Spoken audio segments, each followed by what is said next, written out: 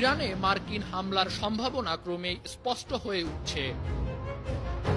মধ্যপ্রাচ্যে নতুন করে বোমারু বিমান মোতায়েন করছে পেন্টাগন। পাশাপাশি মধ্যপ্রাচ্যে ধেয়ে আসছে নতুন মার্কিন রণতরী ইউএসএস কার্ল ভিনসন।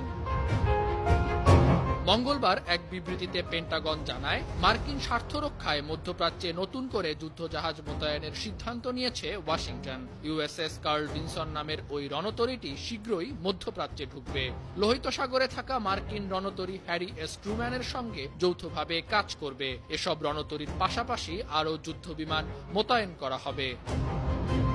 এদিকে মধ্যপ্রাচ্যে মার্কিন সামরিক উপস্থিতির পরিপ্রেক্ষিতে ওয়াশিংটনকে সতর্ক করেছে মস্কো ও বেইজিং। রাশিয়ার উপপররাষ্ট্রমন্ত্রী সের্গেই রিয়াবকভ জানিয়ে দিয়েছেন, ইরানে মার্কিন হামলা কোনোভাবেই বরদাস্ত করা হবে না।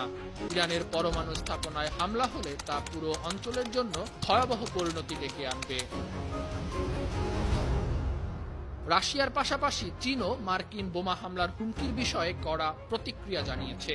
দেশটির পররাষ্ট্র মন্ত্রণালয়ের মুখপাত্র গুও জিয়াকুন বলেন, ওয়াশিংটনের উচিত রাজনৈতিক সদিচ্ছা দেখানো। নিষেধাজ্ঞা, কথায় কথায় চাপ ও সামরিক শক্তি প্রয়োগের হুমকি কোনো সমাধান আনবে না।